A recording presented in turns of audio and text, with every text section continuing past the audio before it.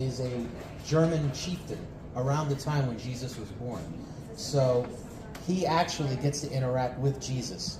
Now, I always try to keep it like Christian minded because of the fact that, of course, Christmas is literally Christianity, you know?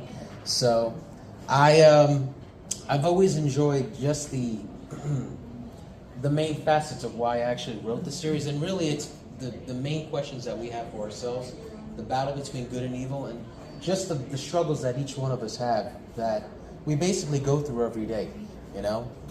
Are we a good enough person? Have we done enough? So these are some of the questions that, you know, I've kind of written down here and just kind of broached in the series. Excuse me. Really the main thing that I kind of look for is, you know, as I move through this journey with the books, is to kind of open up and just kind of approach different genres within the same series so that, you know, we can actually kind of get a different view on certain myths, certain legends, and so forth.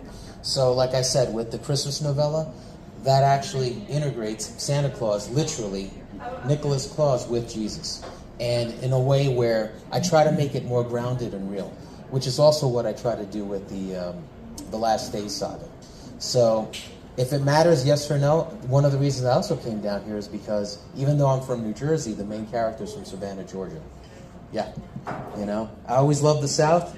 I don't know why, because I'm a Puerto Rican guy from New Jersey, so go figure, all right? But, you know, anybody have any questions? If you guys want to come on in. Come in. Yeah. I have a question that I never got to ask you before. Sure. What inspired you to write the story that you've written in these 3 books? I would have to say my grandfather. The main character is named after him, Gerald. So my great-grandfather, Felix, actually fought in World War I. My grandfather fought in World War II. My father was an Army Ranger during the Vietnam era. My uncles fought during Vietnam. My cousin fought in Kosovo. So basically my whole family has been involved in the military in one form or another for literally 100 years, maybe more. So I figured this is part of the reason why I wrote it. The other one is, you know, again, you know, good versus evil. It's like, you know, you try to make the right decision, but what if those decisions, even after you get to heaven, you know, the fight isn't over, you know? So we always talk about spiritual warfare, like people talk about it, how there's the unseen world. So basically what I did was I try to bring it to life, you know, in a way that was tangible and real, or as real and tangible as